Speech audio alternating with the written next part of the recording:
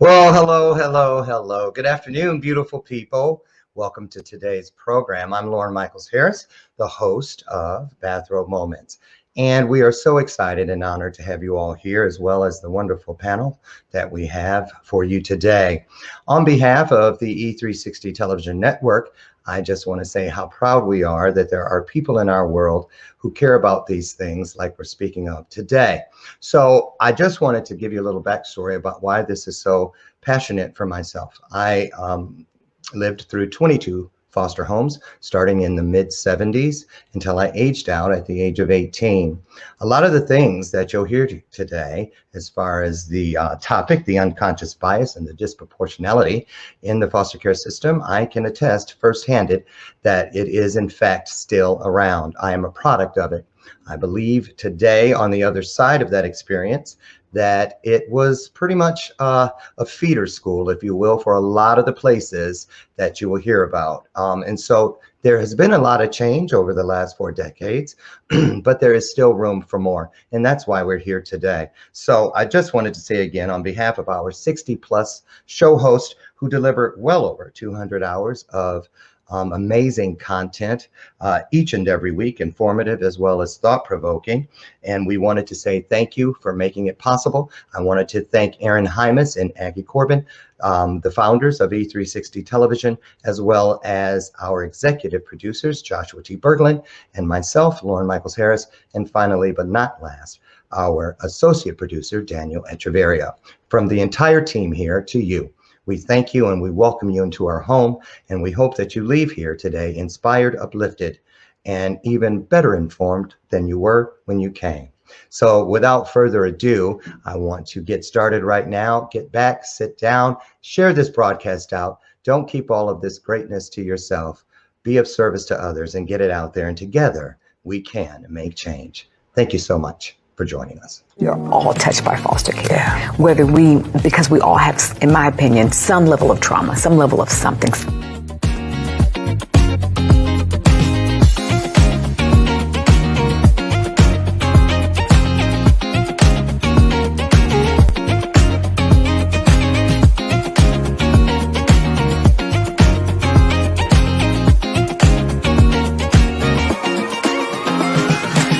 Disproportionality is the term used to describe when there are basically too many children and families of color in the system with respect. At 7 or 8, but in many he'll be 17, and then he's a threat to you.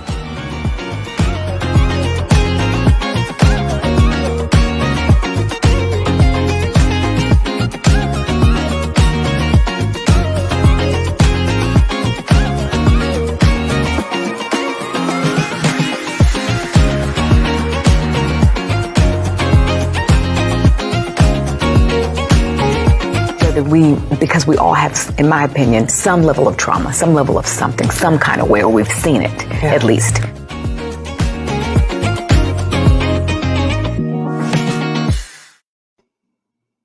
Hi, everyone. I am Natalie Chavis Fisher, and I am so excited to be your host today for this very, very special foster care presentation.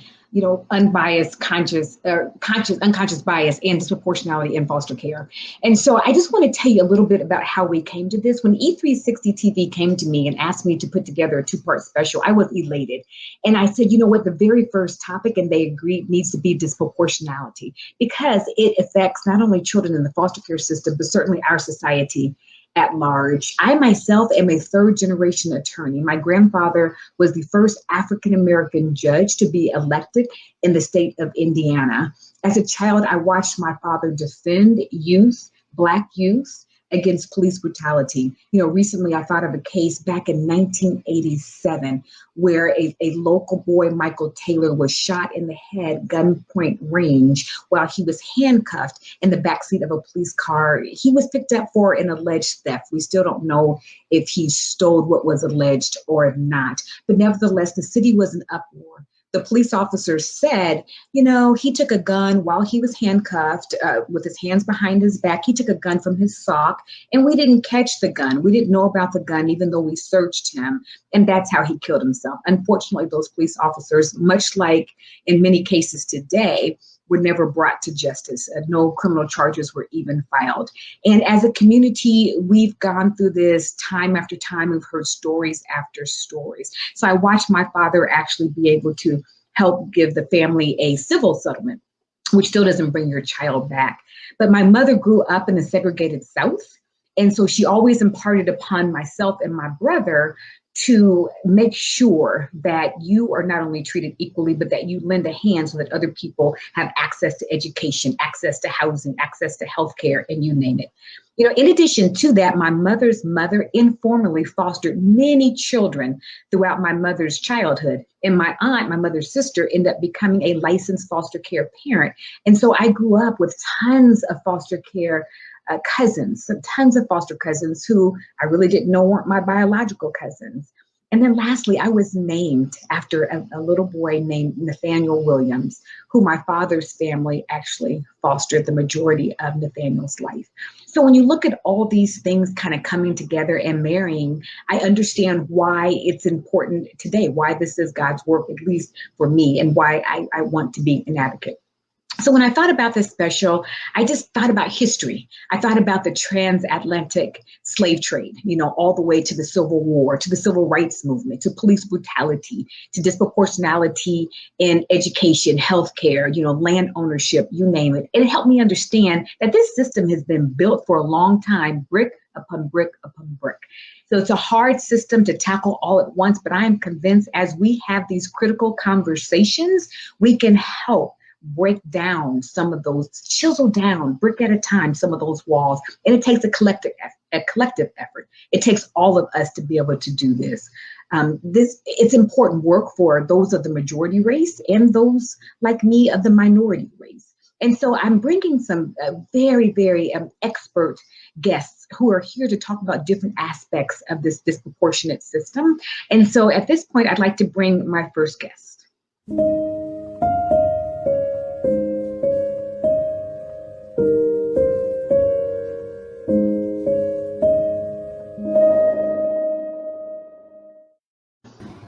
So the Smith family, Micah and Jamal, hi. Hi, how are you?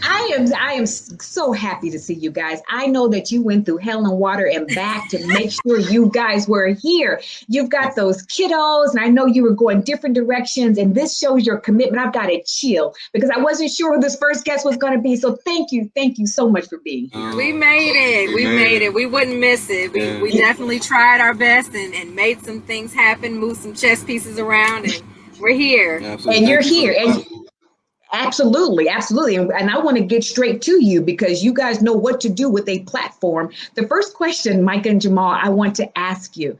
I remember you told a story in the foster care docuseries, Foster Care Perfect Imperfection, about a time where the two of you were evaluated to be able to adopt a young Black boy. And there were some interesting issues that took place. Can you guys describe that story or elaborate? Yeah, so that was actually we got an echo. Sound check good? We good? Yep, it's good. It's okay. Good. Yeah, so that was the first attempt. So we collectively, Mike and I prayed and knew what we wanted to do by way of adoption and kind of walking through the process for the first time. No one we knew personally had ever done it, right? And so we got to the point where we were identified as a potential home for a young man, and we drove to St. Louis. Yeah, it was St. Louis. St. Louis, and went through the interview process. A few things stood out. First is the folks conducting the interview around the table were all white women, which in the beginning didn't necessarily raise the red flag, but my spidey senses, as I call them, started to tingle a little bit. And you're going, this group of folks, probably well-intended, obviously, are making the collective decision about the best space and place for this young Black boy to be. And I don't think the alarm started to go off until the line of questioning started to happen, right? And the questioning was, how do you handle discipline? How do you, what's the culture of your home? How do you handle these types of scenarios and the like? And we were candid and honest about one, the way that our home functions. We already had 2 children, and one of which, if I may interrupt, one of which was an African American boy. So we already had our oldest son, and he was 6 at the time. He was 6 at the time. So yeah, we're a black couple. All of our kids are black. We're black. Our families are black. Everything about us is about as pro-black as you're gonna get. Right. And we eat, sleep, and breathe the culture. Like we know what it is. I personally come from I come from the element, right? And raised in a space where my grandmother, I've got cousins and aunts and uncles who I didn't realize weren't blood until I was much older. Wow. Because we informally adopted. It was just the love and the culture. So, that wasn't, unfamiliar to me.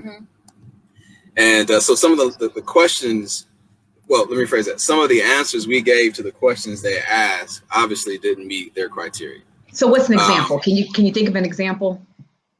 How would you how would you discipline one was, and they didn't say discipline. So basically they gave a scenario where this child would refuse to leave the house or refuse to put clothes on because they just didn't want to. So they asked us, so what would you do in a situation if this child didn't want to leave and you guys were going on a family trip, to the zoo, and he didn't want to go? And so Jamal and I kind of took a beat because we were like, is this a real question? Is this a real question? This happened in my family. He's a child. He's a kid. Like, he's 5. Like, I don't really understand what you're wanting us to say, but this is how we would respond. And yeah, I mean, barring from I think you said something like he would go. Yeah. We still would go. As the 5-year-old, he doesn't have an option to dictate how we flow. Now, and I think you said that too. Yeah, I mean, obviously, barring him being sick or ill and incapable of moving or going. But if he's just having a temper tantrum because he doesn't want to go, that's not an option. And the culture of our home is very loving. We love, we hug, we kiss. But our children are children, and they remain in a child's place. He would be joining our home, not the versus. And so, the culture of our home, which we feel is not only loving, but very conducive to productive upbringing for kids. And the proof was in the pudding for us. We had a child already who was a young black boy, obviously, who was a year older than him. He was not just about, he's thriving. He still is thriving. He's doing amazing. And so, in our mind's eye, we're going, look, our recipe works for what it's worth.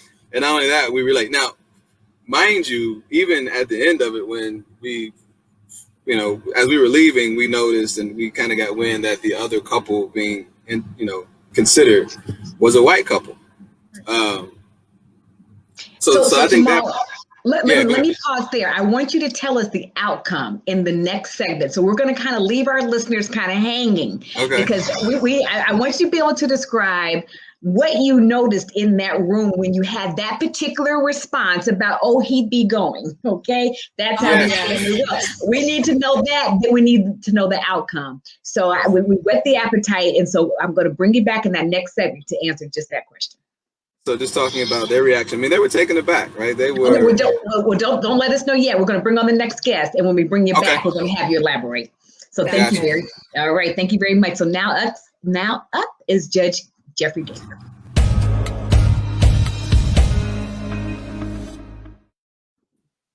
Hello, Judge Gaither. How are you? I'm doing well. Nat, you know what? Micah and Jamal, they are my new favorite couple. Oh man, I can't believe you let us hanging like that. Like, oh man, now I got to stay the whole time. I was going to run. And listen here, I've heard the story. They could take the entire 90 minutes and have us laughing, have us crying, have us happy, have us mad on I just that believe story that. alone. I believe that. Those are real people right there. Oh man, that was must see TV. That's what that was. That's what that was. Must see TV. That Yes, was ma'am. must see. And speaking of must see, every day in your courtroom is must see. I used to be in your courtroom, so I do know this. Listen, it is on and popping every day. Every day. Every day. Well, Yes, ma'am. So let me just ask you this. And so we're just going to take a few minutes and then we're going to bring you back as well. Just briefly, from what you see in your courtroom, in your research, in other courtrooms across the nation, because you're in committees across the nation. You've been a judge, certainly within the judicial system since 1995. What exactly is disproportionality? Disproportionality is when there are too many youth and families of color with respect to the total population that are in the system. For example, if Black people are 10% of the population, but make up of 60% of the criminal justice system, or 50% of the health system that needs care, or 40% of the youth justice system or child welfare. And this disproportionality problem exists in every institution, in every jurisdiction of the country. It's not a unique phenomenon. It's been existing for quite some time now. So what about unconscious bias? How does that play into child welfare? Well, it's the same as in every other institution. It's institutional bias, implicit bias. I mean, it could be well-meaning folk but still have a racist decision because it's an institutional issue. Because people create the policies that dictate how the system is going to work. And so even if you don't intend to, you can have a racist outcome. And I'll tell you very quickly, I'll tell you how it works. Let's say you got two kids, one Black, one white, and it's 12 o'clock at night. The police officer stops them and they're smoking marijuana. Okay. Yeah. The police officer decides to give them a break by taking the kids home. But at the white kid's home, parents are home. Okay, no problem. But there's nobody home at the Black kid. So he takes the kid to the juvenile center for processing. You fast forward 6 months, officer gets the same kids. This time he decides to arrest them. Okay, Black kid has a history in the system. White kid does not. Black kid gets treated differently because, you've been here before. And so for non-racist reason, somehow the Black kid gets impacted differently. Now I know that's very simplistic and you'll get a lot of people, hey, that didn't work that way. But I was just trying to very generalize how a non-race based decision will have race-based outcome. And that makes sense, Judge Gaither. And it does work that way. We're living proof. You're living proof. You've seen it day after day after day. So I want to talk with you more in the next segment. So thank you very much. Very good. All right. Judge Gaither. Hold on. All right. Okay. Next up, we're going to have Maureen Flatley.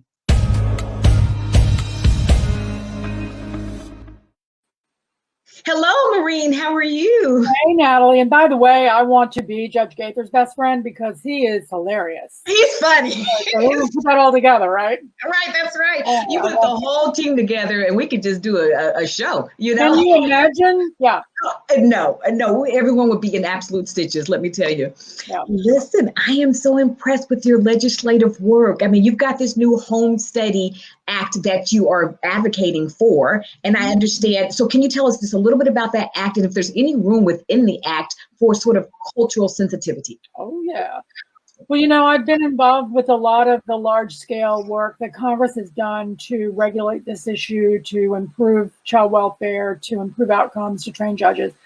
But the one area that continued to nag at us was this process of the home study. And as we just heard with your original guest, the Smiths, this is a flashpoint in a lot of different ways. And so the first thing you have to understand is that, first of all, everybody has biases of their own. So if you're wearing an orange shirt and I don't like orange, that could be sending a signal. But far more seriously, to Judge Gaither's point, this is a system that is sort of built to work against kids in some ways. So when we think about home studies, we think of adoption as considered a state law issue, which is really kind of ridiculous because dating back to the orphan trains, it's been fundamentally interstate activity.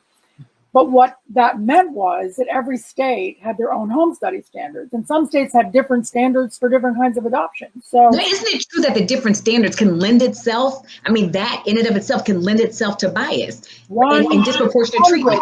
100%, 100%. So I started looking at what this really meant in the lives of kids. So, for instance, 20 years ago, I was on the board of DC's Child Welfare Agency. We had 3,000 kids in the system. They were all African American. We had about 1,200 kids who were backed up in the system, were legally free for adoption, or were going to be, but nobody was doing anything with them. So we looked case by case and realized that about 75% of these cases needed home studies.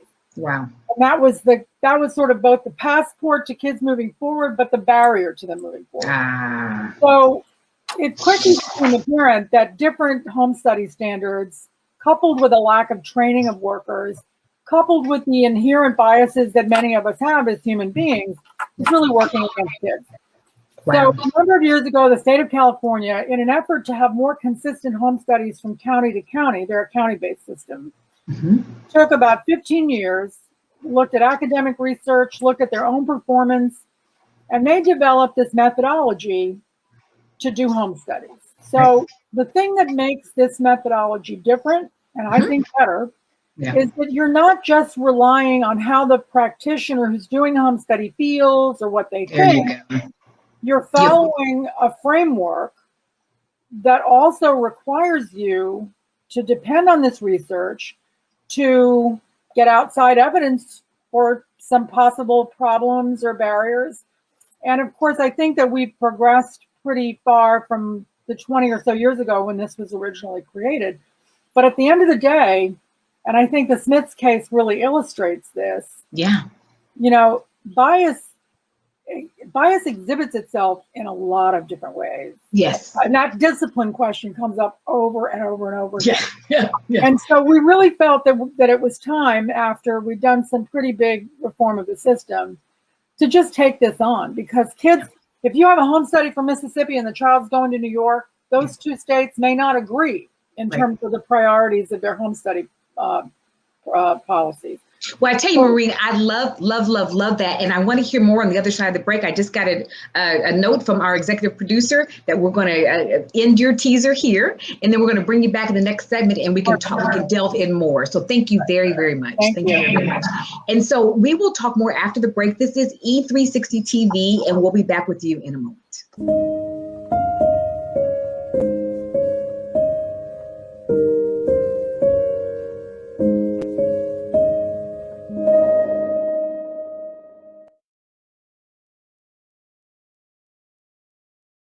You talk about the children, 500,000 children. When you hear that number, that is astronomical. Yes. And it kind of hurts to know that there are children out there who want to be loved and want to be taken care of. That's right. And should be loved. And should be loved. And should be taken care of. Right. That's right. Yeah. And just think about the ones that aren't in the system that we don't know about. That's why I say we are all touched by foster care. Yeah. Because we all have, in my opinion, some level of trauma, some level of something, some kind of way, or we've seen it, at least. So just think about the children that are outside of the numbers. Yeah, talk about a family and or children who you have placed in a home who have really touched your heart. I know they all have. I know all of them have, obviously, because, you know, we love children and we want to see them happy and in loving relationships with parents and with people who love them and will give them the care that they deserve. That's right. But talk about, I think there was a case you told me about, 2 little girls that you were able to put into foster care and they eventually were adopted, correct? Yes. I think I know the one you're talking about. So those 2 little girls were just beautiful little girls. They were adopted by someone who did not know them, which I think is wonderful. Just someone who wanted to love on them. The children were placed in a foster mother's home. She's a single mother, and she decided that she wants to provide for these children. And to date, they are flourishing. They're on honor roll. They're in every activity imaginable. Oh my gosh. They've got piano lessons. Swimming lessons. Particular, they need protection. A child that we consider vulnerable is a child where some of those protective factors have been pulled away for whatever reason. We want to prevent these children from going deeper into the system. What people need to understand is these kids just need a chance.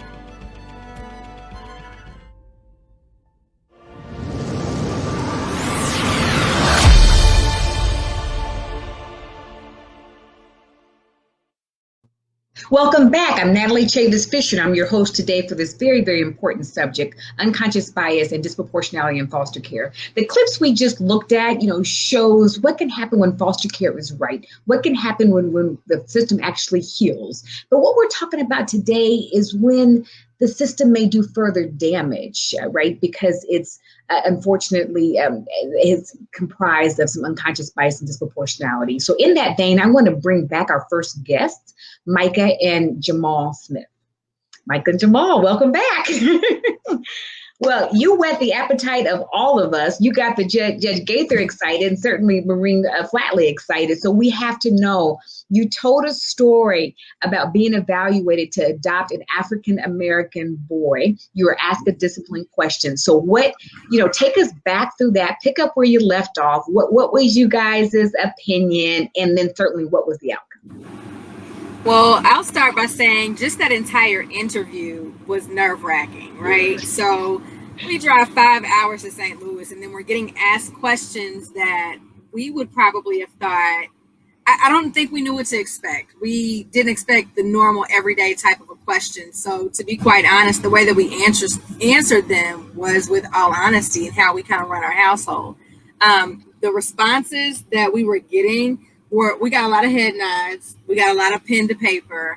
And I don't think we really knew kind of what that meant, but there weren't a lot of, that's, encouraging follow-ups, but there were follow-up questions to everything that we said. So yeah, you could tell that. So for example, with the discipline question in particular, and we kind of had more of a matter-of-fact response to it. It was, for us, honestly, even thinking back to it, the question didn't make sense, right? It was, if a child doesn't want to go somewhere the family is scheduled to go, like, what do you do?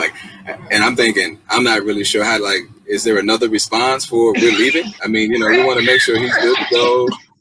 Again, assuming he's not hurt or really sick and just can't go, but just having a temper tantrum. And that happens, right? Even our children now, as they've gotten older, they're playing the video game and it's time to go. And they, I don't want to go. Well, you don't have an option. We got 5 minutes, beat me to the car so we can go. We're done, right? Right. So they, so they had some follow-up responses about, they would say stuff like, well,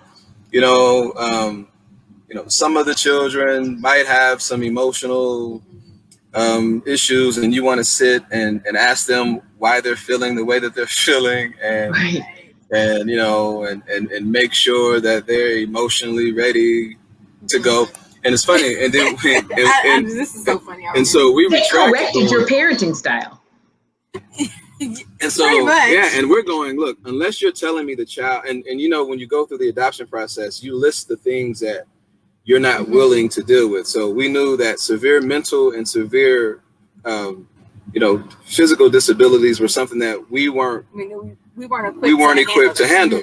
So we assumed that the child, based off of the information that we provided and that matched up with us and the child, that he was not suffering from any severe mental disability, right?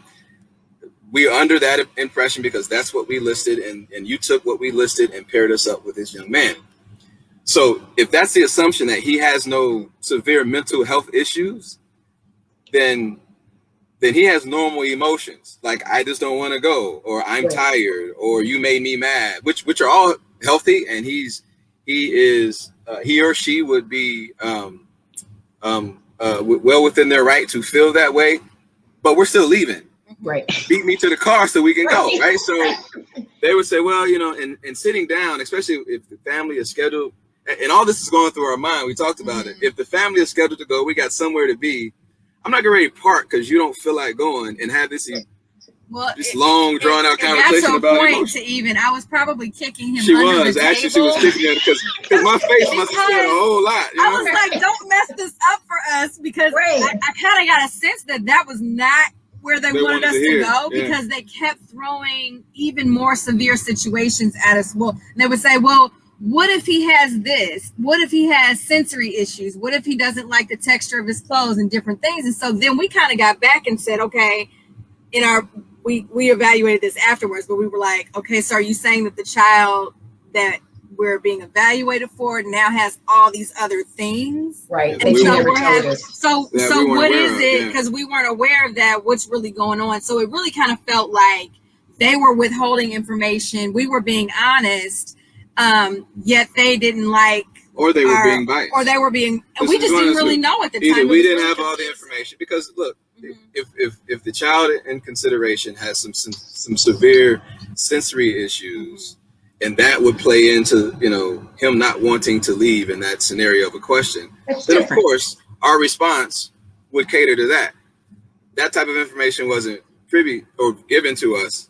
And so we're under the impression, again, because we listed, we don't, you know, we're not equipped for anything, you know, any severe mental or physical, that, you know, he's a child with some trauma and some other things by way of, you know, by nature of what he's been through. But apart from that, he's good to go. He needs some structure, he needs some love, right? And he needs some direction, and we're going to give it to him, and we moving. But if your question is, the family is getting ready to roll and the 5-year-old says he's not, then I just don't know how else to respond. Separating the family, mom going here and us canceling the trip is just not an option at that point. You make a great point, you know, but for an extreme situation that you never told us, given this fact pattern that we believe we were entering into, these are our answers. And I know there are more questions like that. Can you tell the listeners what the outcome was? Were you selected to adopt this young boy who was the same age as your child? We were not. And I was devastated. Yeah, she was. It really hurt me because I took it personal. Like, my response, I should have gave we're going to change our plans conversation and then schedule the day to have some discussions about, you know, his emotional well-being and all these things, which honestly, and then I go, but I can't do that because that's not honest. That's not honest, and it's not cultural. It's not honest to the culture, if you will. The way that we parent and the way that we love our kids and the way that we love on our kids and other kids, that just wasn't honest for us. And not only that, what they did not know is at the time, Jamal, I think you were the executive director of the Civil Liberties Union, and you were well equipped with research, right? And you were well equipped with knowledge about unconscious bias and conscious bias and things of that nature. And if your antennas went up, it's just not an average antenna. It's not a chip on the shoulder antenna. It's an educated antenna. So that brings me to my next question. I remember in the docuseries, Jamal and Micah, and Jamal, you in particular, you talked about the fact that when a child is 5, he's cute, but when he's 15, he's a threat. And so it's, you know, and so you have some advocacy centered around that. Can you elaborate on that? Absolutely. And we've seen a lot of it really kind of manifesting itself in the last year or so, you know, and as so let me rewind too, Natalie. So it was a white couple, we believe, that received this child, and God bless them, right, wanting to be in, but there's a culture component, kind of now circling back to your question, you know, with all of our children, we're really conscious about releasing them into the world, and not just for what the normal parent would think about, you know, make sure they're responsible for these things. As parents of young Black kids, in particular young Black boys, we have to make sure that they are mentally, socially, and physically equipped to handle the bias and racist moments that are inevitably going to hit them, right? And so it's not okay to you know, for the authority structure to bend to our children need to understand, right, the time and the place and how you move. So even though we're in tune and want to make sure that we're connected to how our children are feeling, what's causing them to feel that way, we also need to make sure that they understand that making an emotional decision is not in your best interest, right? And they need to understand that at 5, to your point, because at 15, let's say 16, when my son is driving, and he gets pulled over, like, I need him to be able to handle his emotion in that moment, because his ability to handle that emotion could literally be the difference between him making it home and us having to go pick him out in the morgue. And that's not, and so that's a non-negotiable for us. We don't have, you know, unfortunately, our children don't have that leeway, right?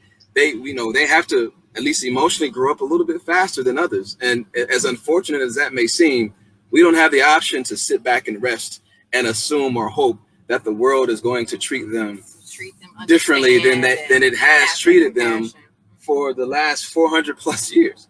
And that's so important to me. When you said when he gets pulled over, you didn't say And I can't think of an African American who would say if he gets pulled over. We know it's so when he gets pulled over. So that brings me to my next question. How important is it in the foster care system to have African Americans or just people of color as foster parents, mentors, and the like? Micah, can you answer that question? So you said how common was it? You kind of cut out. Oh, how important is it? How important is it for a foster child of color? Absolutely. So it's extremely important. So much so that one of the reasons, outside of us wanting to personally adopt, we've always advocated to our close friendship circle that they should look into fostering and adoption, because there aren't as many couples that are doing it, you know, especially with our own African American children. We do it so informally, if you will. We'll take on cousins, aunties' kids, you know, nieces and nephews, neighbors' kids, and things like that. But they're kids, you know. But to actually go into the system and go through the process of the home study, that's not really common that we do, unless there's some reason why you can't have children. We'll adopt at that point. I've got aunts that have adopted from birth, in those traditional sense of ways, but from the whole foster care system, that's not something that a lot of us do. And it's extremely important, because when you match up those children with people that look like them, I don't really have the data, but I have a gut feeling that they probably fare better because of what's going on in the world today. Just culturally, they can identify, they can communicate better, and representation matters. So, you know, when you don't have, and you've been ripped away from your home base, your parents, you don't know who they are, and you're matched with someone that at least can identify with you, I can almost say that, you know, that would fare better for that child, versus I've already been ripped away. I've already got all these things going on, trauma that I have to deal with, plus social issues. If you're in middle school is very cruel. So I'm already going into situations just as a normal child with all the normal kid things. On top of that, I don't have my parents. On top of that, the parents I do have don't look like me. And so how can they identify? How can they relate? And yes, there's love there, and that is really awesome. Love is an amazing thing, but identity and knowing who you are and where you are and being able to relate to people that you live with is so much more important and imperative for those children as they're growing up, especially in those middle ages where they're trying to find themselves. And so we definitely advocate for that, very much so. Very good. And I tell you, Micah and Jamal, you know, it is known that children of color remain in the system longer. And part of it is we are disproportionately there. That's part of it, right? And then we're in the system longer. There's sort of this stigma against, you know, certainly, you know, adopting sort of a Black child. And they have some of the most sort of destructive experiences in the system. And I want to talk to you guys about that more when we bring you back for the panel. But I'm going to bring in Judge Gaither to talk a little bit more about disproportionality. So thank you so much.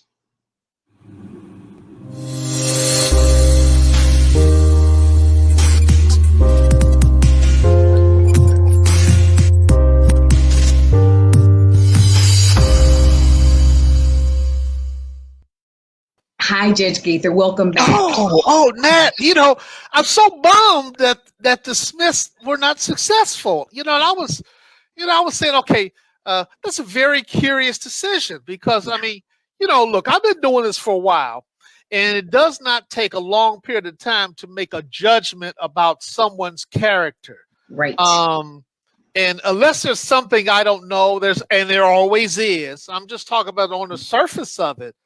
I don't know why that the Smiths aren't top shelf, you know, triple A plus worthy. I tell you, they are top shelf, and ultimately they did adopt two children, who are two African American children who are flourishing in their home. And sometimes you wonder if you have an experience so that you can then be a voice for that experience, because they're willing to go to any platform and advocate, you know, for these issues. And, you know, I can attest firsthand, all their children are doing superb in the home. But let's pick up kind of where they left off. I mean, sort of this disproportionality and sort of these, you know, children of color having a different experience in the system. And in the intro, sort of Lauren Michaels Harris talked about his own experience. So I just want to ask you, you know, first of all, why, let's talk more about the disproportionality.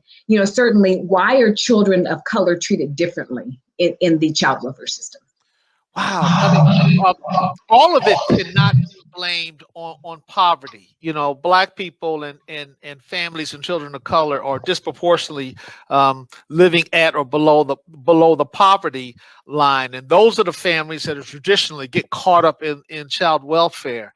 And so what happens, even when that happens, those children have the worst outcomes. It's longer to place, longer to reunification.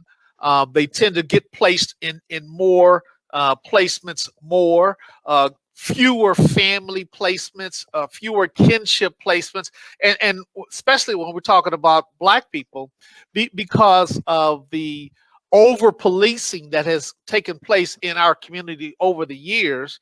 Well, most child welfare agencies have a rule against placing children with families with felonies. And so, Black people have a disproportionate amount of felonies. That's good. In their records. And so it makes it difficult to place children with their own relatives, because often, when a family has felonies, and generally the extended families have felonies, and so we're always hard pressed to find waivers and whatnot. I've been known to order the children placed there anyway. Well, and not every judge does that. And to your point, I cannot countless clients who were not able to ultimately adopt because they have a criminal history. But we're talking about the fact that the criminal histories exist, oftentimes are disproportionate. So Judge Gaither, why should anybody care? Oh, are you kidding me? We've seen these beautiful pictures of these babies in the clips just today. And don't get me to singing because I can't sing. But Whitney Houston. Whitney Houston talk about teach the children, let them find the way, let them lead the way, and all of that. Because not to be corny, but they really are our future. Sure. And and it really does take a village. And we really should care, because they will be our future leaders, whether you like it or not. And so, we love our babies. We love our families. We must love our future. That's right. So what can be done about, well, first of all, tell us about this Undoing Racism workshop that you used to be a part of. Yeah, well, about 10 years ago, we noticed that we had a huge disproportionality problem in our child welfare system and in our youth justice system, with too many Black kids in the detention center. So we looked around and we discovered this agency, or this organization out of Louisiana, New Orleans, as a matter of fact, called the People's Institute for Survival and Beyond. And they host and facilitate Undoing Racism discussions. And it was fantastic. We brought them up and we start having these workshops. And basically, you get about 35 to 40 people, male, female, Black and white, all race and so forth, and genders. And you sit around in a circle, 1960 style. And we talked about white privilege, institutional racism, implicit bias, and collaterally related issues of white supremacy and all of that, how it came to be, what is not. And let me tell you, those conversations were explosive. And I learned a lot, because I used to think that I was an expert on being a Black male, but I was amazed at what I did not know. And so we have hosted these conversations about once every 3 or 4 months since about 2010.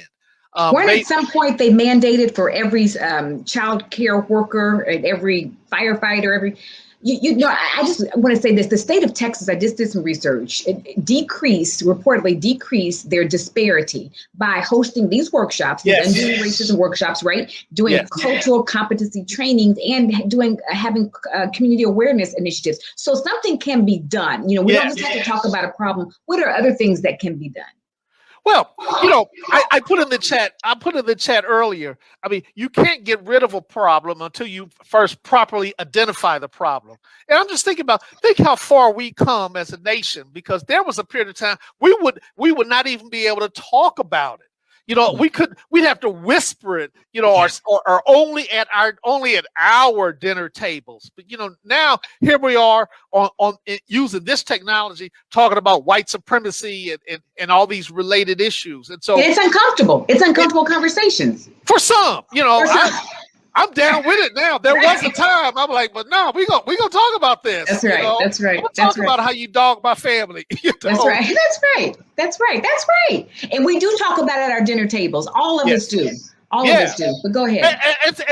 And so the problem is deeply rooted within institutions. And we have to disavow ourselves as the racists, as some people smoking cigars in a back room. And it doesn't really work that way, because if you go to primarily black cities, Cleveland, Atlanta, Washington, D.C., and the like, and you'll still see racist, let's put that in quote, racist outcomes within their institutions. And we have black people, black fire chiefs, black mayors, black prosecutors, black judges, and whatnot. Yet, still disproportionality exists, because so it's not a purposeful and not an intentional thing. And that's why it makes it so insidious. That's why it's in part so difficult to uproot, because it's an institutional thing. It's a thought, and it's not an evil purpose or evil person. And so digging deep into the institutional policies, and we are creating and developing racial impact assessments, and looking at, we call them racial equity lens. So you look at the policies and see, is the result of a policy some unintended consequence? And one of those is like placing families, but you can't place a child with a family if they have a felony conviction and things like that. Well, that certainly looks good on paper, and we can all feel good because it's intended. But when you put it into practice, it disproportionately affects black people. So now we have to go to a deeper level. How can we preserve the family unit by placing children with family and family-like, but have some sensitivity to the prior criminal history? So, you develop a waiver process, but even then, sometimes it becomes a problem.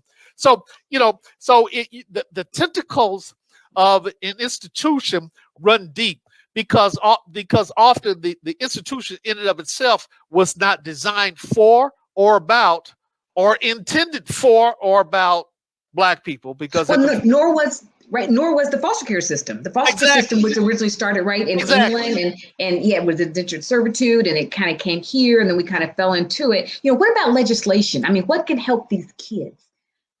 Is there some legislation? We've already talked a little bit about the Home Care Act and taking some objective measures. And what other types of legislation? Because there's something we can, in my opinion, there's something we can all out here do. So we got to get in where we fit in. I just want to share this before I let you answer this question. Yeah. A story that my pastor told a long time ago. I'm sure it was not an original story, but there were all these starfish that were sort of on the sand and the beach, right? And a little girl was walking with her father, and she would take one and throw it in the water. Then she'd take another one. The father said, "That's not good, right? That's not going to make a difference to all these hundreds of starfish." She picked up to another one and said, "It made a difference to that one." Right? So how do we make a difference to that one? Yes, it's an enormous system, but yes, we can chip away. We can have these conversations.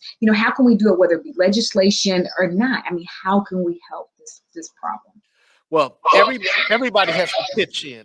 Everybody has to help, and it is not going to go away by itself. It is said that the same people who created the problem can't be the ones who solve the problem. So it's I hate to use the term holistic, but it's a holistic problem. And we really have to step away and look at what is the original purpose of whatever the institution is. What are the policies that keep it going? And you have to slow walk it down. I mean, just like an octopus, you have to pull each tentacle out and say, why are we doing this? And look at it. And this is the impact. Is there another way to achieve the goal without impacting or disproportionately impacting children and families of color? Texas has shown itself to be a leader in that way. But here in Indiana, we ain't sitting around, shooting hoops, all the time. We get some things done. We have a disproportionality committee, we have a thing called JDAI, Juvenile Detention Alternatives Initiatives, who works hand in hand with our disproportionate committee statewide. So statewide, county by county, we're slow walking this thing down. I mean, it took how many years to get to this point? I mean, hopefully it won't take that many years to get forward, but it starts with conversation. It's having a conversation, having courageous conversations with institutions, with children, with families, and with all institutions. I mean, you can't solve one thing without impacting something else. So we have to bring in schools. We have to bring in the faith-based community. We have to make sure our workforce and housing and all this, and we all have to do this collectively. So we here in Indianapolis, we have a number of multidisciplinary committees and subcommittees, each of us working on a variety of topics and each of us reporting to the other because we're trying to make systemic change. It's hard work. It's difficult work. Yeah. But it's necessary work. And you know what, in the end, it's fun because we're making some gains. We are, and it's a marathon. It's not a sprint. And yes. I like how you gave those examples. Exactly. Indiana is no slouch. You know, Texas has kind of come out here and they're sort of the leader in that, but we need more states, right? And so we need each one of us to go and advocate in the community with our legislation, you know, with our governmental entities, our judicial systems for just this kind of work. You know, and it's important to have these, you know, certain conversations. So And Natalie, props to you for sharing the word. I mean, I don't know if I can quite say you are a prophet, but I'm just going to say, you know, props to you. Thank you for what you're doing because that helps. You know, if whatever medium by any means necessary to bring this important issue to the attention of others, it's all good. It's all for the good. So it's all for the good. Thank you for what you do. Yes, ma'am. Amen. All things work together for good. Well, thank you for that. So what we're going to do, we're going to go ahead and bring Maureen Flatley back up, and then we're going to bring all our guests back up for a panel discussion. So thank you, Judge. There we go. There we go. Thank you.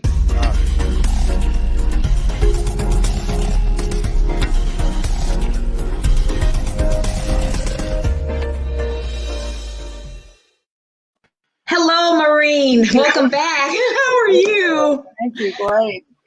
Great. Have you had It's like a vitamin. It's like taking a vitamin pill. Listen to that man. Yeah, it is. And he's got a wealth of knowledge and experience. So everything he says he can back up with either data, research, or experience. So, but you're the same as it relates to legislative reform, you know, and so we want to talk more about not only this act, but are you aware of anything that's going on in Texas or some other states? So can you share maybe some states we're unfamiliar with? I just wanted to make an observation before I get into this, and you touched on it a little bit, but it's important to understand that historically, the African-American community didn't need to adopt. They took care of their own. And so all the informal adoption that you've talked about was very common. And so that was a good thing. But the bad thing was that the adoption system that we see in this country today was really built by white people for white people. Amen. And until the explosion of the foster care population in the 1980s, when we really started to see a big influx of kids of all kinds of minorities into the system, which then flooded the system, and the system really never caught up to it. We're now dealing with a situation where people want to put band-aids on things. So instead of trying to recruit families of color back in those days, they passed the Multi-Ethnic Placement Act to encourage transracial adoption. Not that there's anything wrong with that necessarily, but at the same time, it sort of missed the point. Today, I think we have a couple of things that we need to consider. Just to touch on the home study piece, I think we have to consider that we have a serious workforce development problem here in this way, that we have not enough caseworkers. A lot of the caseworkers that are working in the system aren't actually social workers. They might be geography majors. And at that point, they also walk into the home study process with no training of any kind. And so that's one of the reasons we're looking to focus on the training piece. But the good news is, from a legislative perspective, you know, we've looked around and seen what different states have done. Ironically, Texas has some really interesting things going on. We have some other states that are trying really hard. But now Congress, I think, is going to go back into the Adoption and Safe Families Act, which is one of the laws that the judge referenced that created some of the barriers that he mentioned, the criminal background check piece being one of them. And we're going to look at what we've learned from that in 20 years, look at what worked and what didn't work. And I think we're going to talk about amending it. I think we're also going to talk about amending the Multi-Ethnic Placement Act and really make an investment in some of the things we're talking about. But, as I said in the chat, when I look at a family like the Smiths, who we need, there are 125,000 kids legally free for adoption in the system right now, and probably 70,000 of them are African American or minorities of some kind. We need about 70,000 Smith families right now. Right. So to put them in a position where they were judged on the basis of probably a lot of personal bias and perhaps a lack of training on the part of this person doing the screening, well, that's just ridiculous. And so these are the kinds of things that we really have to pay attention to. The other thing I just wanted to mention on background is that it seems pretty clear that about 25% of adoptions fail. And there's a high correlation between the age of the child at the time of the adoption and failure. So the older the child, the more likely it is to fail. That says to me, not that the child has some problem, but that the screening and matching process in the first place was really not adequate. That's golden. So we really have to look at all of this together in order to come up with some really sustainable solutions. Yeah. And so what can our individual viewers do to sort of help, sort of move the needle as it relates to legislation or just, sort of not advocating, not mandating, but certainly taking our Department of Child Services in various states to task with their training, with their not addressing overloads for caseworkers. What can our individual viewers do? Well, and Congress passed a couple of years ago, Public Families First Act. I think we have to think hard about keeping kids from entering the system in the first place. There you go. Okay.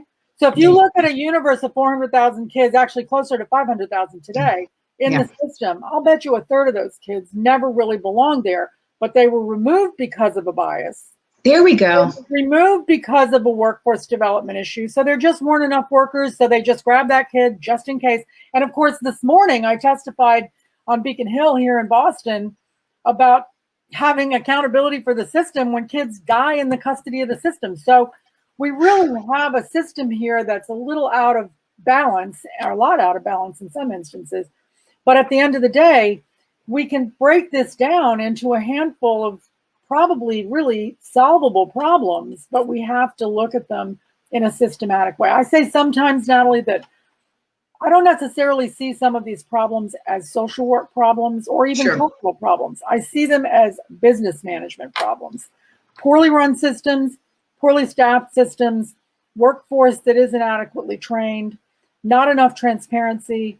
All of these things go to the detriment of the kids. And here's my bottom line. When we looked at the Adoption and Safe Families Act, which was passed in 1997 by Congress, we wanted to get kids out of the system. And we were looking specifically at kids who were legally free for adoption. So we doubled the number of adoptions from foster care in 3 years after that bill passed, and those numbers stayed about the same. However, while people were busy doing victory laps, I'm looking and seeing we've still got 100,000 kids in the system legally free. They're never going back home. Wow. And we have another 22,000 kids who age out of the system every year.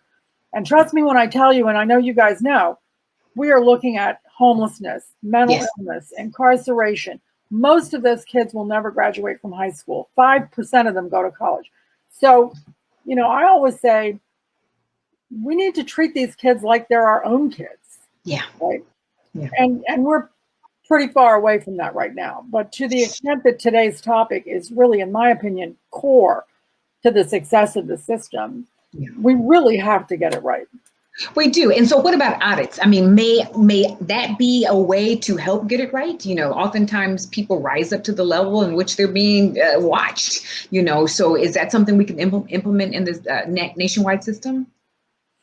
No, I think we're looking right now at ways to create some frameworks, some benchmarks, some things that the system can do from a federal level. Because here's one of the interesting things about child welfare.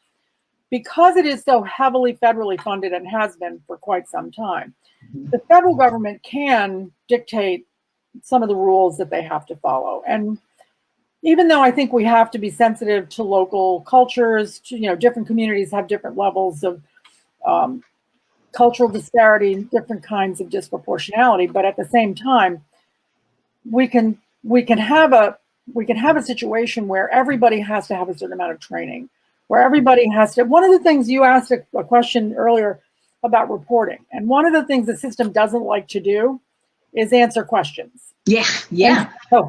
And so we really need to say, okay, well, how are you really doing with 16-year-old African-American boys in the system? I'd love to talk to Judge Gaither about this offline, but a couple of years ago, one of the administrators at Health and Human Services wanted to take the national adoption system offline because he is a Latino man, was extremely concerned about what he perceived as racist profiles of the children. And I went into the site and I was like, I knew that they weren't good, but I was horrified. Wow. Like, little Johnny is 16 years old and, you should adopt him. His hobby is robbing 7-Elevens. There you go. Bad, repulsive. And then we wonder kids to begin with. Oh. So now we've got this sort of double burden. But I think that, And I was going to say, Maureen, we've reinforced, right, a stereotype.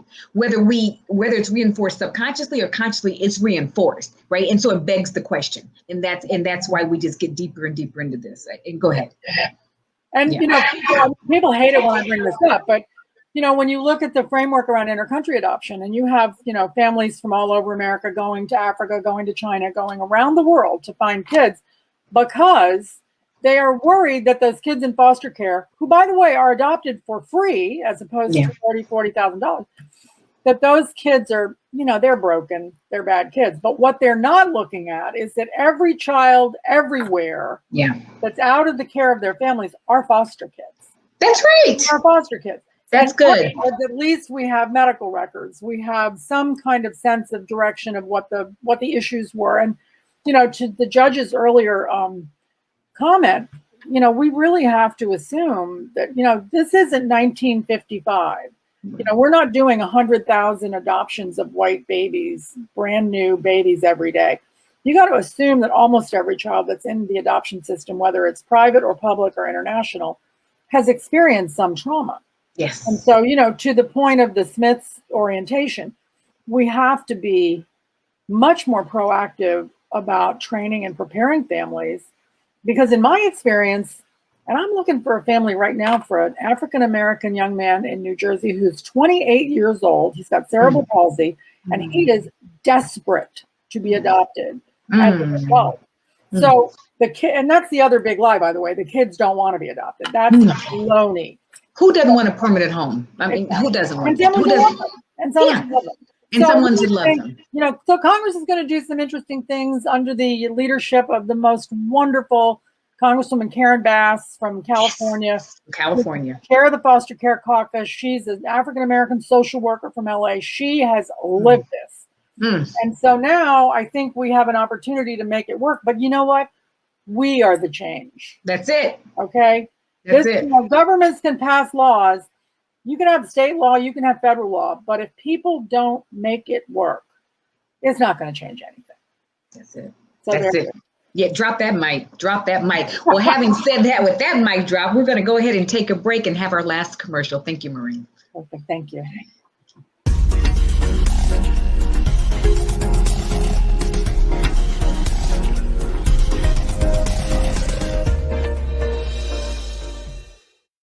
About disproportionality. I know.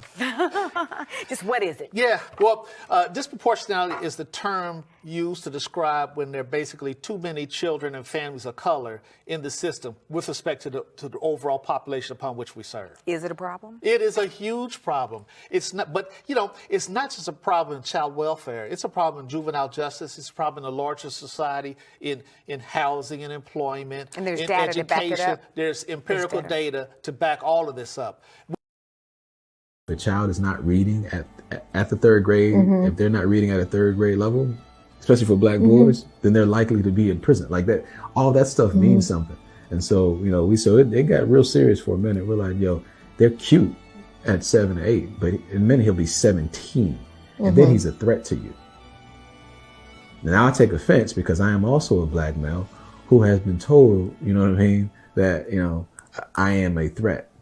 yeah, no, on our watch, we're like, no, there's no way we allow you to set him up right now, sugarcoating it as if you have his best interest at heart, just to put him in jail later. The devil is alive. We just couldn't do it. Age of, I believe it was 7, a black boy is highly unlikely to get adopted. It's advocating specifically to couples and people of color to look to adopt and go in and grab some of our babies who are in the system who nobody seems to want.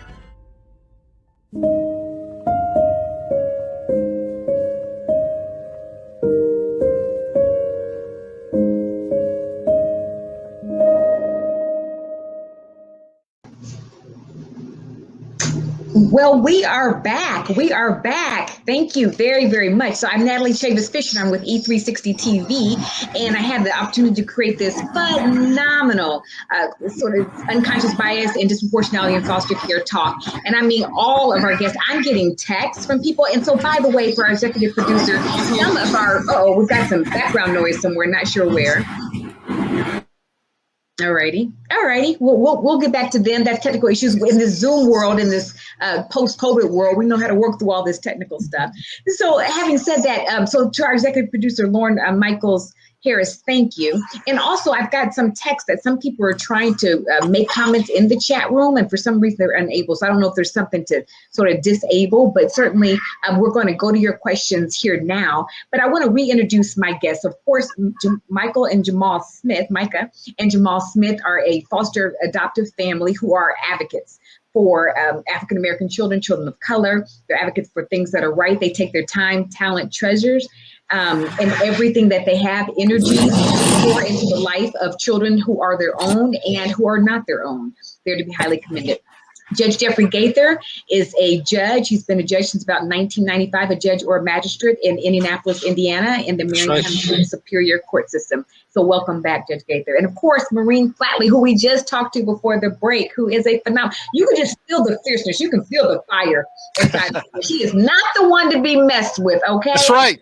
Okay, she's got a good brain on top of her shoulders to help advocate. And so we welcome all of you back. So let's just dive in. This is our last segment. This has gone by so quickly, but let's just sort of dive in to kind of what we're talking about. So I'm going to talk to you, Judge Gaither, first.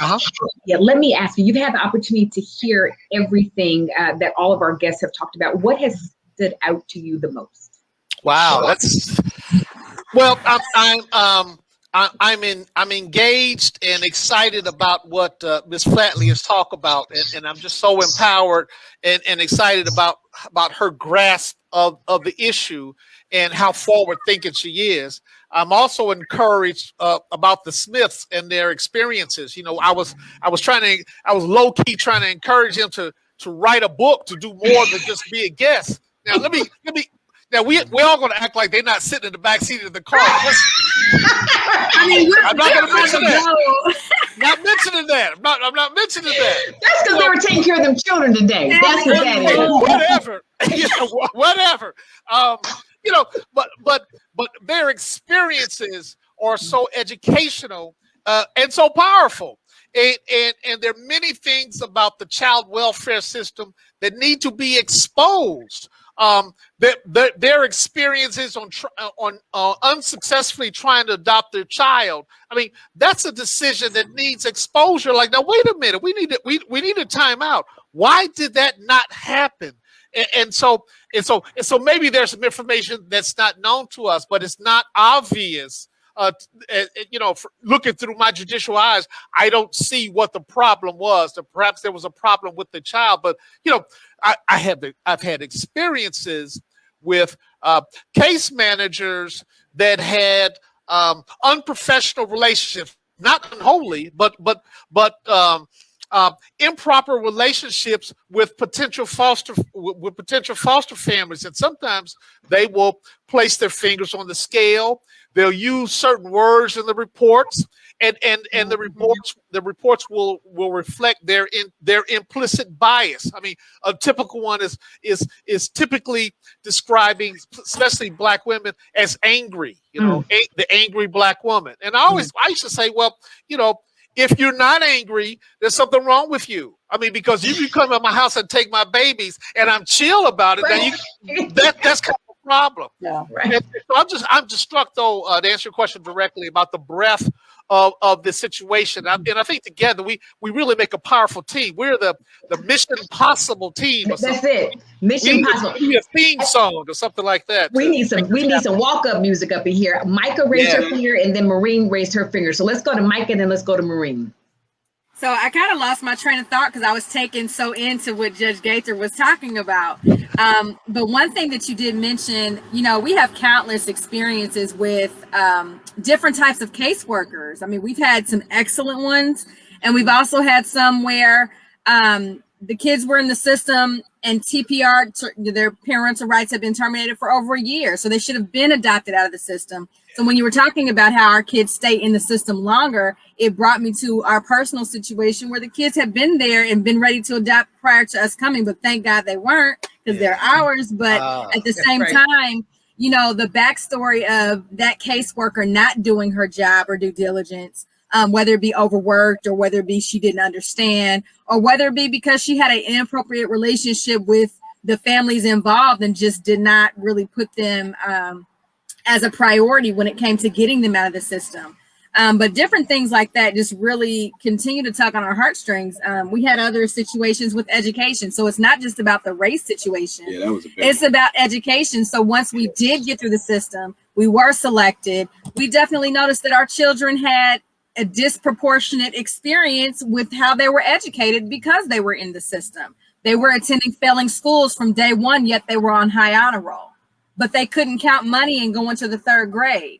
And so you're looking at that where that's just an aside of we're talking about race and all that, but you're talking about that plays itself into the education of the foster child when they're being placed. It plays on their mental, you know, stability when they're having to now re-enter society as a normal child because they're with a new family. They've got all these layers to contend with simply because they were children in the system that were not being taken care of by the system. That's good. That's good, Micah. And before I go to Maureen, I just want to say, I remember the Smiths. I happened to have represented them, you know, full disclosure, but I remember them fighting 1,000% on behalf of their foster children and their education and college funds, you name it. And you guys are to be highly, highly, highly commended. You know, and so they weren't in my court, right? No. No, did I perform? Did I perform? No, they weren't. Well, yeah, you always perform. Let me just say Don't tell them that. Oh my God, you come from a long line of performers, but that's another story. That's another story. Yeah. Maureen, let's go ahead. Jamal, go ahead, then we'll go to Maureen. I was just gonna say, bring that full circle because it goes back to some of the conversation earlier we talked about, and I really believe that the ability to so cultural advocacy is important. Like it's something as small as aesthetic as how to do hair, right? Mm-hmm. And that may sound surface, but that's important. To something as large as education and where the child goes to school is extremely important. Or how the teacher in the school deals with your young Black boy. And you kind of alluded, I was the head of the Civil Rights Commission for the state at the time. And I just so happened, by nature of what I'm doing, I'm dealing with tons of disproportionate data and things that are coming through. And at the time, what was heavy was the disproportionate number of Black boys who were being suspended and expelled, not just in public schools, but private schools and charter schools alike. And they were being expelled for some of the most ambiguous things ever, right? Until someone comes in to advocate for them. So if you remove that sense of advocacy away from, and they would use code words, we would go in and talk to the teachers and they're using code words about, you know, they're aggressive or he doesn't know how to handle his emotion or he can't sit still and all of these, you know, and I'm going, you know, someone to come in and culturally understand how to advocate for your child is and kind of going back to when we got denied. Look, I'm a competitor at heart, and I know that you win some and you lose some. So I was not caught up on the fact that we lost, that we didn't win. I'll put it that way. But really curious as to why, because I also say as a competitor, I feel like we rank, if we're ranking potential families to be adopted, I feel like we're about as good as they come, right? And so if you got one better, great, all the better for the child. But based off of what we saw, we're not really sure that was the case. And then it got down to, well, where is this child now, and who's advocating for them as a young black boy? Because eventually he's driving. He will be pulled over. He will be entering school. Someone needs to advocate for him. And if you're not equipped to do that, it doesn't make you a bad person. It just doesn't make that situation for the child the best that it could or should be. That's good, Jamal. And then Maureen, I think you had something you wanted to say. Yeah, and actually, I started getting ready to comment on something the judge said, but now I have a comment around the Smiths as well. Do both. So said something about workers having inappropriate or preferential relationships with certain foster parents. Let me tell you, I've been doing this work for 25, almost 30 years. I'm a daughter of an FBI agent, so I know how to ask questions. There's one pattern that I see everywhere I go, and that is that this system does not like people who complain. And this system does definitely not like people who work for like a civil rights commission who are holding people accountable for a living. So if I look at the depth and breadth, and I work all over the country, I've worked all over the world, but at the end of the day, and I lived in Washington, D.C. for the first, 55 years of my life. I was right down the street when you were in law school, Judge. And, I see one thing over and over and over again. And it is that the system does not want to hear from you. They want you to take the kid and leave them alone. And I said, I would be willing to bet that if I went back and just looked at my DC cases, I was a foster parent in DC. They wanted to give me kids because I was the white lady with the big house. And, even though I'm kind of a professional complainer, I still was kind of on their side. Anyway, long story short, I'll bet there is a strong correlation between level of education, no matter what the race of the parents, with better educated, more affluent families, kind of taking a back seat to those families that are somewhat dependent on the system. And so when I think about what's wrong with the system, I think that is the number one thing that concerns me systematically, is that this is a system that is not very transparent. I mean, one thing, and this is what my testimony was about this morning, we need independent foster care review, not system, not administrative, not even court-driven. We need independent foster care review in every single state. If they think that police departments need to be held accountable, and I happen to agree with that, we've got kids in foster care dying because they're in chokeholds. Okay. So we need to get serious about having people in the system that have a voice. And, and here's the really crazy thing about it. When you look at the cost to systems driving away family-based care, driving away families like the Smiths, I don't know what the actual number is these days, but let's say the average cost per day to keep a kid in foster care and family-based care is $100 a day, something like that. In some jurisdictions, if you're pushing kids, especially older adolescents, into group homes, that could be costing you $500, $600, $700 a day. But the weird thing is, the more money you spend, the worse the outcomes are for the kids, because we know congregate care is not good for kids. That's it. So this is where I think you guys end up, Micah and Jamal. I think you were just too smart. Yeah, I agree. Well, I agree. You know what's funny? So after going through that first one, and as we were going through the second process, and Natalie can contest this, because I didn't convey that I was appointed by the governor and I was the head of the Civil Rights Commission, right? And it wasn't until we were dealing with, we'll call it a difficult caseworker, the second time around, Micah comes home and she goes, "Fix it." Like, I'm done. Fix it. And so I go, because honestly, the head of DCS, she's a colleague of mine. So we're in staff meetings together. So it was nothing for me, but I wanted us to go through the process. I didn't want to shortchange it. I wanted to go through the process in the beginning, but it did eventually end up me having a sit down with my colleague and coworker at the time and saying, "Hey, Judge, here is the issue that we're dealing with." And I was never worried about us, especially adopting in the state of Indiana, because of my position. Eventually I figured it was going to work itself out. But when I made the call, I'm going, my concern is not about me. As we were sitting down having that meeting, I said, it's not because we're going to be okay. We're going to get us adopted. We're going to get our kids and we'll be fine. I'm worried about the guy who drives a bus, or he he or she's maybe a school teacher, and he or she is still trying to do this thing. They don't have the governor's cell phone number or the head of DCS on speed down. They can't make that call. So the fact that I have to make this call to straighten this out is a problem. It's a problem. Right? Now, after I made the call and we had that conversation, right? Everything changed. Like when I say everything changed, it just started moving quick. And I go, it shouldn't be that way. Like I shouldn't have to make. Well, I got a quick. I'm sorry. Go ahead, Jamal. That's because that goes to what Maureen was saying, right? That they don't like to be complained to. The system doesn't like all of a sudden there's a response. They don't want questioned. They don't want to question. But go ahead, Maureen. But Natalie, the Smiths just exposed their privilege. You know?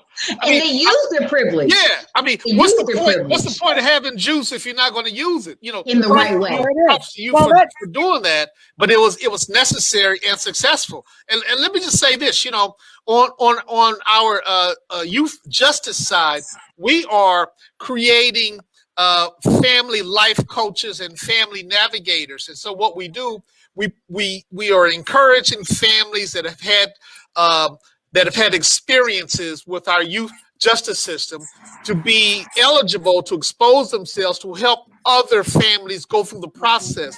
I would urge the Smiths to do the exact same thing. There are lots of families that are trying to find their way through the system, and they have lawyers, but you know, we speak a whole different language, and sometimes families and people leave court and they don't even know what happened. They always have to ask, what happened? And sometimes the lawyers are successfully able to explain, and sometimes not so much. But you know that's what I love about the Smiths so much. I mean, real people who use real language and 2-syllable words. I mean, everybody can understand exactly what they're trying to say. Right, they're not talking. I would encourage you guys to take your advocacy to the new level, to another level, and create opportunities where other families can benefit from your experiences, so they won't expend as much emotional cost as they have. I'm going to ask a question. I'm going to ask a question that's a little bit different. It's a little bit, it could deal with disproportionality and cultural biases or not, but we've had the question come up several times in the chat room. What about religious differences? And I think I'll turn this over to Maureen. So is there, what have you seen as it relates to religious differences and foster homes being evaluated in children? Where to begin? Okay, so I've been a bit of a student of impact litigation on child welfare systems. I'm not a lawyer, but I'm fascinated by the effort to change the system through lawsuits. And I've come to the conclusion, and I could be completely wrong about this, but I'm actually not much of a fan of class action suits because typically lawyers get paid win or lose. The kids don't necessarily get anything out of it. But individual claims on individual victims, you betcha. So one of the first big lawsuits against the city of New York was in the 1960s. And at the time, it was quite common for child welfare agencies to discriminate against the kids in an unusual way. And that is that if you weren't of that religion, so you weren't Catholic or Baptist or Jewish or whatever it was, you couldn't go to a resource or a home or an orphanage in this case that was a different religion. And so it created this amazing, horrible backup of kids who weren't being served at all. Obviously, gradually over time, that changed. And keep in mind that this is the system, the child welfare system has been heavily privatized since the early 1800s. And it's really been a faith-based system since that time because early on, those were the only people doing work for kids. Child welfare system, as we know it in America, started to be created in the 1850s, was insanely racist. We come up to the 60s, 70s, and 80s. The war on poverty changed that a little bit. But anyway, my point is this. I see kids all the time that want to stay in touch with their religion. So they're Catholic, they're Muslim, they're whatever they are. But they're put into foster families who have different faiths and who are in some ways dictating to the kids about what kind of faith they have to observe, even if there's not a finalized adoption. Then you have, the obvious issues of other kinds of faith-based bias. So you have kids who are LGBTQ or whatever. That's right. And they're put into faith-based programs that basically, say you're bad. Pray the gay away. Yeah. So it's funny because the issue of religion is actually quite serious. And of course, being a Catholic myself, I'm appalled by the Catholic Church's track record around child abuse. And we are not on the moral high ground in that regard. But yet but yet weirdly Catholic Charities is kind of leading the charge to allow faith-based programs to engage in systematic bias. Yeah. So, I mean, honestly, if we wanted to, this is a whole other issue to unpack, but it needs to be unpacked. It does. That's another critical conversation that needs to happen. You know, it just is. So let's just talk about, Maureen, you talked about, like, let's give a number, like maybe $100, even more, that it takes a day to take care of a child in the welfare system. We've talked about disproportionality and how, and there's research that shows, and Judge Gaither, you probably read the research, and Jamal, you too, that African-American children, Hispanic-American children, Native American children stay in the system like sometimes 2 times as long, and often don't get adopted, right? So that's costing more. So that's why it's beneficial to systems. Worse and than that. Say it again. Worse than that, Natalie, because when you look at the pipeline, I mean, I consider the child welfare system in this country to be a direct pipeline to the prison system. So you look at all these kids who are being, from the day they enter the system, educationally neglected, medically neglected, their mental health is neglected, their spiritual health is neglected. The older and older and older they get in the system, the more and more likely they are to engage in other systems. So let's say the penal system. An American boy who's 12 years old. Let's say you've been in the system since you were 5 or 6. You're getting more and more traumatized. When you get to be 13, well, you're just not so cute anymore. So you know what? We're going to put you at Boys Town or whatever group home is there. You put the kid in that system, and suddenly the risk of being engaged in the juvenile justice system starts to show its ugly head. And so whether that child is, you know, wants to be engaged in juvenile justice issues, but maybe gets into a fight in the group home. Maybe someone steals something from him and he fights back. It's not really a criminal thing, but it's an easy way for the child welfare system to offload them into another system. The expense just spirals. But here's the real cost. You let those 22,000 kids age out of the system every year without a family and no one and nobody. Yeah. Guess what? Half of them end up in homeless shelters. That's it. 75% of them end up in the criminal justice system somehow. Their suicide rates are off the chain. And then you look at the lack of education, the lack of jobs.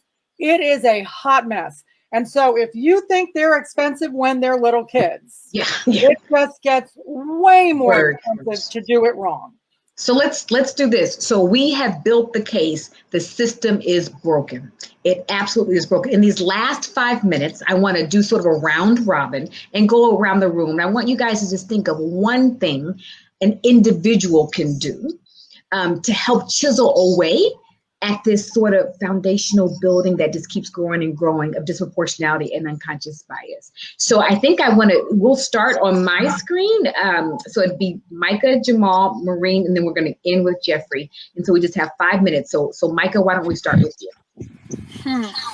The one thing that I would encourage families to do that are interested, because I think the system's so large and cumbersome, and a lot of people get nervous and scared to even go down that path. I would say get educated about what it is that you're trying to do, because where there's a heartstring being tugged, there's also on the other side of that education. You can't just do it out of the love for the child or out of just the want to help someone, because that wanes very quickly. So be educated first and foremost, and connect yourself with a family or someone that has done it that's on the outside before you jump into it. So education would probably be one of my tips. That's good, Micah. That's good. Thank you. Thank you. Jamal? She's way better than I am. Narrowing that down. That's why she's your wife. That's not absolutely right. Yeah, I try to be the calming factor. It is hard to pinpoint one thing. If we're talking about that one thing for folks who are interested. Yeah. Like Nike, I would say just do it, man, and really jump in. We got one of the reasons we got in, not only that disproportionate, when you drill down a little bit more, even about Black boys in particular, that gap grows even more. And so we saw a young Black boy, and we didn't want a newborn. We wanted the ones that nobody came to get. So, so just doing it. And when we entered that space, we didn't know everything. Right, to her point, and she was the scholar in that. That's the journalist in me. I keep digging. But we had to jump in for it. We had to do it. We had to, it was a conviction, and we wanted to go understanding that we didn't know. We just knew what we wanted to see happen, and we wanted to be a part of that change. And in order to get to the finish line, you got to start. That's it. So I'd say just do it. That's it. That's an athlete. That's the athlete in you, Jamal. Thank you.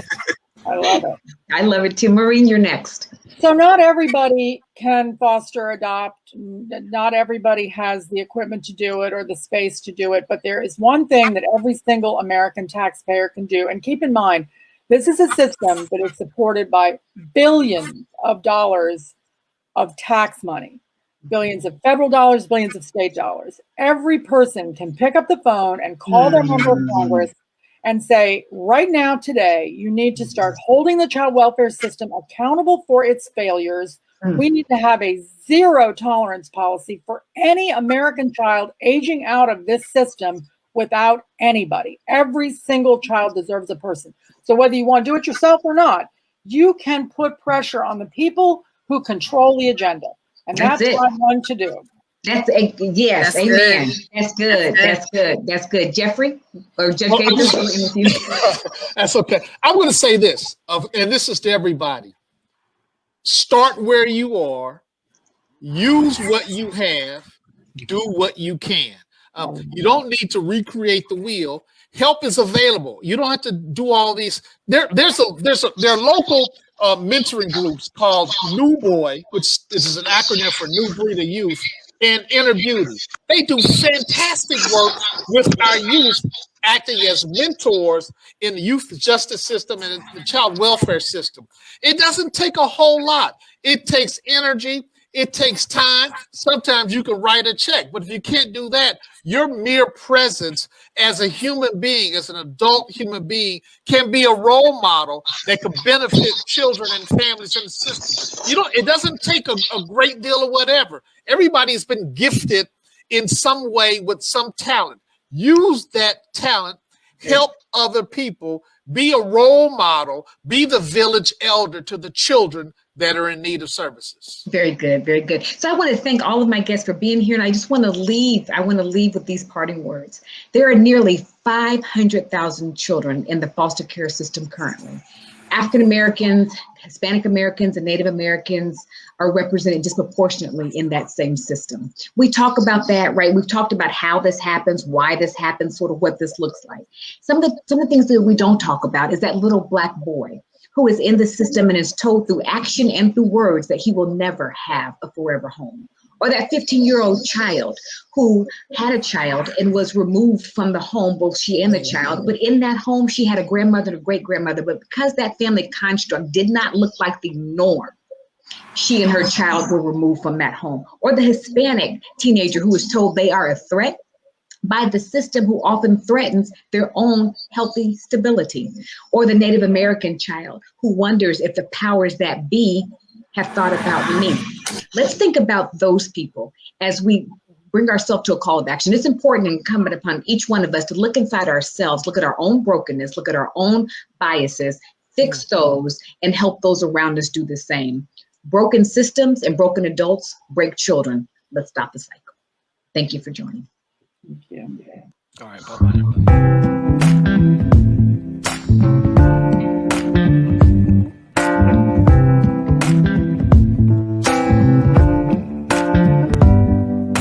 Show me your soul. Baby, I'll show you mine. Show me your soul. Honey, it's way past time. How expensive do I have to be? Need I spell it out before you get it, baby? Show me your soul. And honey, I'll show you mine.